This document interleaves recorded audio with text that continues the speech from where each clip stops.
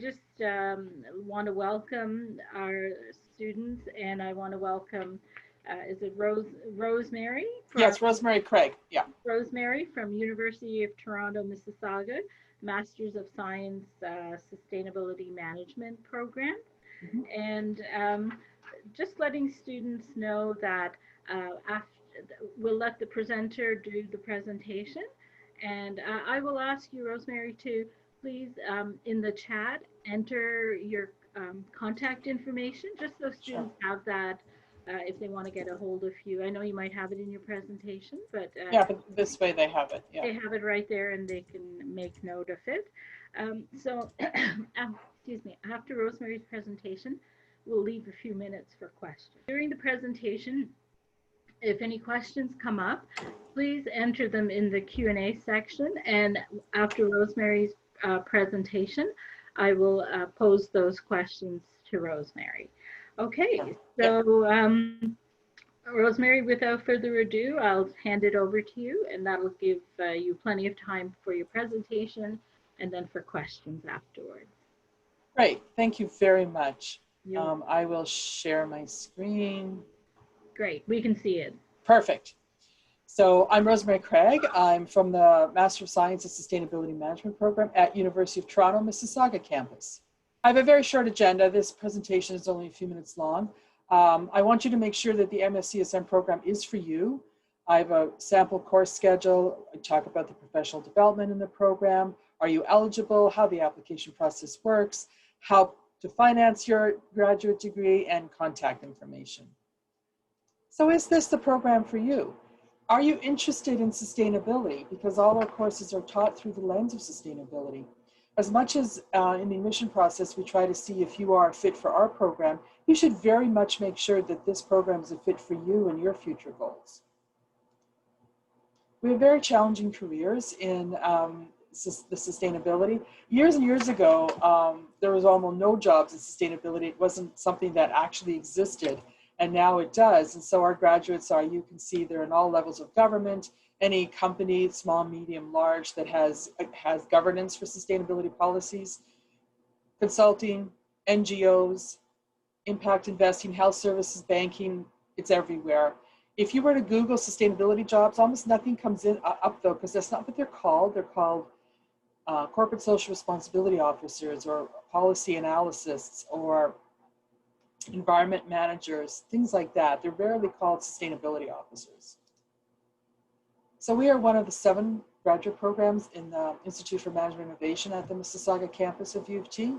Our program is 20 months, so that's 5 semesters, 4 academic and 1 work term. And the work term is in the summer between year 1 and year 2. Over the 20 months, you do 11 core courses and 5 electives. So everybody must do the 11 core courses at the same time on the same day, etc. So it's through your electives that you can customize the program to you. You can choose electives in either a management stream or a science stream. We are a full-time program. It's basically Monday to Thursday, 9 to 5, with occasional evening electives and Friday mornings. This is a sample schedule. So you'll see that you have 4 or 5 courses every single semester. And in the summer, that first summer, you have your internship. That's May to August or so. And then in your senior year, in the following winter, you'll take your electives. So it looks a little light, but it's not, because it depends on the electives you take. In addition to all this, you also take weekly professional development workshops, how to do your resume, how to do your cover letter, conflict resolution, things like that. The formula for grad school at U of T is 10 hours per week per course. That includes class time and studying and researching, group work, etc. So 4 to 5 courses a semester means it's 40 to 50 hours a week just in your coursework.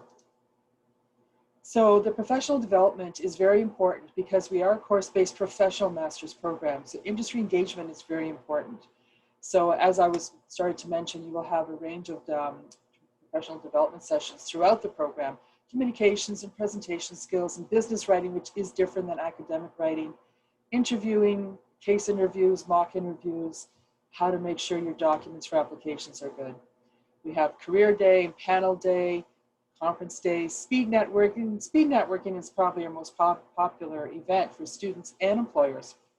We usually have 50 to 55 employers who come. I mean, usually it's done in person, but we are going to do it virtually this year, where the 50 or 55 employers are sitting there, and the students will ring a bell and every 3 or 4 minutes or so, and students get up and move on to the next employer. The employers love it. Students seem to like it too. So we have extras in our program. We have, like I said, you take electives, and then mostly in your senior year, you can choose management or science concentration. This is really your chance to customize the program to you and fill any of your knowledge gaps. You don't have to take your electives just with us. You can take them at other graduate programs at U of T. There are 300 plus grad programs. So law school and med school probably won't let you take an elective, but certainly school of environment, Monk School of Global Affairs, Rotman School of Management, Health Sciences, Policy, all those are popular ones.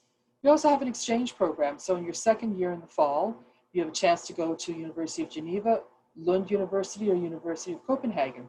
And you must maintain your full-time status there, so you have to take 4 courses there in that semester, but those will be your electives. And that's why it's only those 3 universities, because their programs are very much like ours, and so the electives do count towards your electives for MSCSM.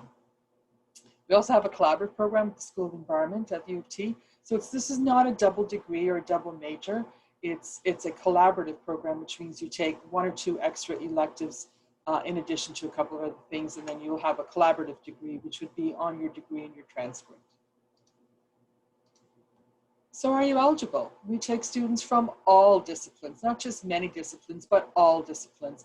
We've had fashion management students who've done fabulously in the program, and language arts and drama, education. You can see all the sciences and the management sciences, architects, engineers, because we say the solution for all of the sustainability, regardless what the industry is, requires all of us to do it. So we want everybody with different undergrads. This is just a sample of our classes this year. Usually we have 35 to 40 students in the class. With COVID, we had a couple people who couldn't come. So this year it's 32 students. They age and range from 22 to 35, and the average age is about 26. That's about the average age of grad school at U of T. It's 26 or 27. A lot of students waited a couple of years from undergrad to go to grad school for many different reasons. The GPA range is a 3.0. U of T does not accept anything under a 3.0. So it's from a 3.0 to 4.0, which is from a B to A+, and everybody in between. The average work experience is about 2 years. Now, work experience is not required for our program, but people have come from co-op undergrad programs. Maybe they've had summer jobs. Maybe they've taken a year or 2 off before they've come to school. We just find that sometimes people who've had work experience, when they come to a professional master's program like ours, they seem to be able to make that link between theory and work and industry a little easier. So here are the undergrads. These are what we have this year: bio, chem, environmental studies, management, sociology, and engineering. We have 25 domestic students from all over Canada, from many different universities, and 7 international students from 6 different countries: Colombia, Costa Rica, India, Nigeria, Pakistan, and UK. So you need a 4-year undergraduate bachelor's degree. Trent is certainly an accredited university. A GPA of at least a mid-B, which at U of T is a 3.0, 73 to 76%. We need to see that GPA in your senior level credit, so your 3rd and 4th year courses. You have to have had either a calculus or stats course, your resume, 1 or 2 pages, letter of intent. We have 5 questions we want you to answer. 2 academic references. If you're still currently a student, at least one of those should be academic, but the other one can be a work or volunteer one. If you've done any of those things, that's fine, or they can both be academic, whatever works for you. Work experience, again, not required. However, sometimes that link between industry and theory seems to work if you've had a little bit of work experience. So you apply through the SGS, the School of Graduate Studies here at U of T. They have an online application system. So ours opened up October 1 and will close March 15th. Because we only review and consider completed applications, you must make sure everything that we require is submitted by March 15th at the latest. So that's resume and all those things. Qualified applicants are invited to an online interview. If you make it to the online interview stage, you have a 55% chance of getting an offer. So admission offers are usually extended within 3 to 5 business days after the interview, but honestly, we know you're all nervous, so we try to do it 1 to 3 days. after your interview. And then once you receive an email from me saying you've been accepted, your offer is en route, you'll have it within 7 to 10 business days from the day I tell you you're in. So the final application deadline is March 15th. The system actually closes that day. It's an online application system and can't be reopened. So you must have everything in by that date to be considered. So financing, I certainly don't know what the cost will be September 2021 because U of T Governing Council only sets fees once a year in June or July of every year. So I can just tell you what students paid this year. So domestic students paid just under 17,000 plus incidental fees of about 2,000. These are rough numbers. So it's about $19,000 per year for domestic students. For international students, it's closer to about $34,500 per year, and international students must purchase mandatory health insurance. Toronto's an expensive area, unfortunately.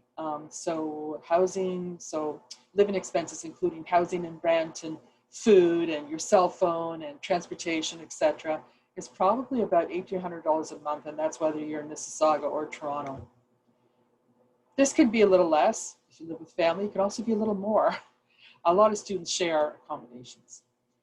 Potential funding. While your internship, we've had 100% placement of our students every year, including this past summer that was devastated by COVID.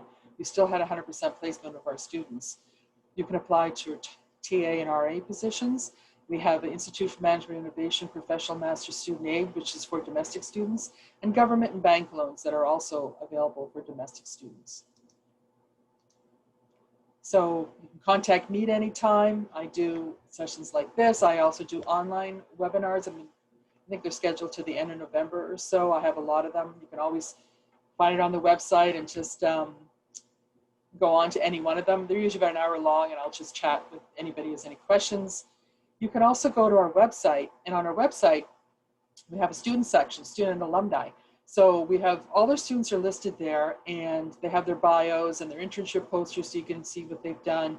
And right beside their photo, they have their LinkedIn icon. You can contact anybody through their LinkedIn icon. You can go have a look at our students, their names, maybe their backgrounds, see if you can find someone from Trent or a similar experiential or geographic, someone in the same position that you are that you'd like to talk to. They're more than happy to talk to students who are interested in the program. They do it all the time. They're used to it.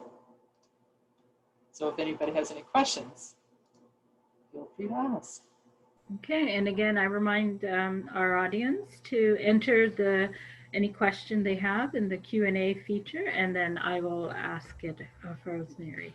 I was really pleased to hear you say about contacting through LinkedIn, because I know that's one of the things we promote a lot is for Trent students to reach out to Trent alumni Right, on yeah. LinkedIn, because alumni are so gracious. Like I just know of our Trent alumni, they're always willing to help. They, to give some advice. So I know students are often nervous about actually connecting or, with alumni, but I think once they have done that, they're really impressed that the alumni want to be so helpful. So I'm glad to hear that U of T alumni too. Well, I think the alumni remember what it's like to be a student. I mean, some of them are recent alumni. They just graduated in June, or some are from years ago, but they all remember what it's like to be a student in the program or just be a student. They remember. Exactly. So that's why they're willing to help. Yeah. So there is a question. Sure. So what type of work might a student anticipate during that work term, the placement? Sure. Well, they actually, if you go to the students, their internship posters are on there. So you'll have 40 students will be in 40 different jobs in 40 different companies and industries. Mm-hmm. So they could be anything from doing, helping with impact investing at a big bank or big accounting firm and being up on the 33rd floor of the Bay Street or something. Oh. Or sometimes they're in lab coats doing soil sampling. Yeah. Sometimes they're working in social housing downtown. We have had students go to the UN in the summer, to Bonn, Germany, and Geneva. One thing about the UN, they don't pay anybody. So what an experience. What's a great thing to have on the resume. Well, exactly right. It's gotten students into other things, and so we do have a placement officer, I should say. Her name is Claire, and she won't hand you a job in a silver platter, as the career people know, because that teaches you nothing. But she is there to talk to you, have one-on-ones with her, and weekly sessions on how to get a job and how to be a professional. So she's so helpful. I mean, she helps everybody. So it just depends what you're interested in, you know. But we have, I think it's on our website, but about 60% of the jobs that come up for our students are for MSCSM students only. Wow. So you're the only applicants. Wow. Is pretty rare, you know. And then the other 40% are either just for our institute, or they're looking for very specific things. And it's really only 5% are the ones we find out that we've never heard of we've never heard of the company or things like that. So. Well, it sounds like you have developed some very good working relationships with the employers. Yes. The fact that your students all had placements this COVID summer, I know how difficult that is, but that must, that says you have good relationships with your employers. So that's really important for those placements. And do you find a lot of students, well, I don't know if you keep track of this, do they get hired out of their placements, like when they finally graduate? We do have stats on that, and sometimes, and the reason I say sometimes is because some of the internship are project-based. So we have this project, we have these 4 months we want to do it in. And then there are other ones where it is ongoing, but they don't necessarily hire that MSCSM student. They hire another MSCSM student once they graduate. So yes, we do, but it's more often than not, the internship are project-based internships. Okay, now, but even that's nice to have a start, a finish, and you can put down some good outcomes on your resume from your placement. So it does happen. It absolutely does happen. Other programs, like say you're in the accounting program and you do a graduate account, they will keep you on, but that's almost a given. 95% of them will stay on. But in something like ours, or even sometimes students change their mind. Maybe they worked in social housing in the summer and they go, that, you know, that was great, but now I want to move to impact investing. Okay. You know, it's because our it's so broad. If you're in accounting, you're in accounting. Yes. For us, you change, you can go to many different industries. So there is a little bit of a change. And that, I mean, it's almost, you know, having an experiential thing is like, it's as good to learn what you don't want to do and don't, you know, without having it be a job that you kind of like, oh, now I have to quit, or I'm going to retire and then realize I shouldn't have stayed past the first month, you know? Right. And that's exactly right. And we tell the students that, you know, your internship job, you're not going to be the CEO of a company. You know, this is your learning ground. And yes, part of the learning is sometimes, okay, I like the sustainability part of the job, but I really don't want to do it in health services anymore. I want to move to plastics in the ocean, you know, whatever. So you're right, it's learning ground. Okay, and I have probably will wrap it up unless there's more questions. I have one more question that's come in. You know, I guess the concern is housing, right? Because you hear about I mean, it's tough in Peterborough to get, you know, rental housing that students can afford. So we think Toronto and, you know, even Mississauga. Can you tell us, give us some reassurance, or tell us a little bit about what the housing situation is like off campus, I'm assuming? Sure. Near the campus is a lot of there are townhouses and other houses where the owners have, you can rent a room. Or there are a lot of apartments nearby, so it's a little bit of that. But a lot of students actually live downtown Toronto, and the reason they do that is that there's actually a shuttle bus that runs between the downtown campus and our campus, and it's free. If you are a UTM student, that shuttle bus is free. Wow. So if you live around the U of T campus downtown and you could just walk to the bus, it's easy. I mean, maybe you have to take a subway or something else and it gets a little more complicated, but it's a free bus. So because the students who are at the downtown campus, if they're registered there, they have to pay $7 each way.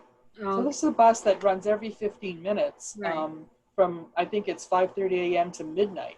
So a lot of students do live downtown, catch the shuttle bus, come to class, catch it at the end of the day. So because usually there's more housing available in the Toronto area as there is in the Mississauga area. Right. So the cost is about the same. You know? Really? Wow. Yeah.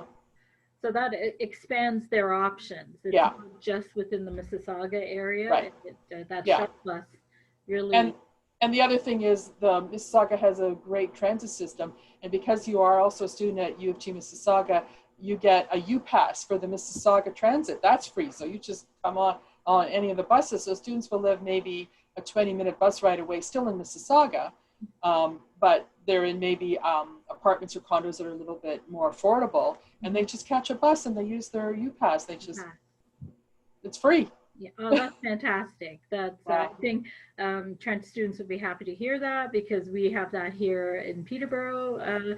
So it would be more of the same. Okay, Yeah. great. Well, unless there are any other questions from our students, I'm going to start wrapping it up. I do want to mention that I think you said there, Rosemary, that there is a statement of intent. A letter of intent. A letter of intent. Letter of intent with questions. So, yeah, it's all on our website. You can find a few different places. It's on our website. Also, when they go to the online application, and it'll show everything they have to submit. Like for our program, it'll have the questions there also, or they can just email me. Okay, and I'm assuming that's a very important part of the application.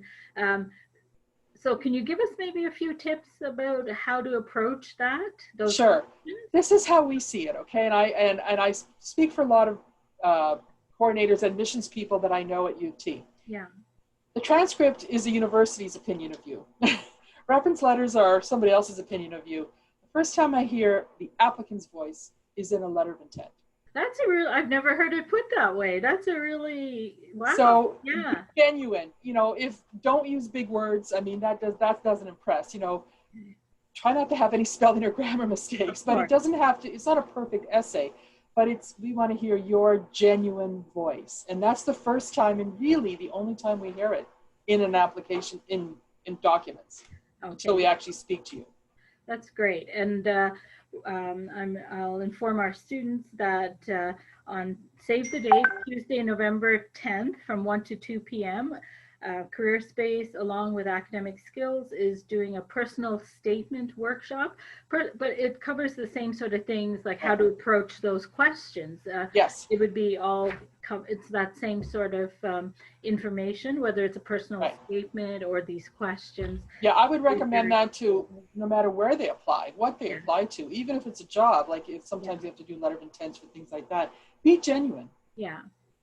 No, fantastic. All right. Well, thank you, Rosemary, so much for being here. We are recording the webinars, and then we are going to be putting it on our Careerspace YouTube channel. So I know you might get some more questions once we've posted that with your information there. If they have more questions, could they reach out to you? Oh, absolutely. Okay, great. And I've worked at U of T graduate programs for a long time and other programs, and we've always had Trent students, and we love Trent students. So. Oh, great. Okay. The one thing I missed this year is actually going to the driving. I know, it's a lovely campus. Yeah. So it'll probably get posted in it takes a while to edit all of it. It'll be posted in about a week or two. Sure. So there may be more students who then watch it and reach out. And I encourage our attendees to, reach out to Rosemary if you have any further questions. Absolutely. I'm glad to talk to everybody. Thank you very much. Thank you so much for attending, students, and thank you, Rosemary, for presenting. See you guys. Have a good day.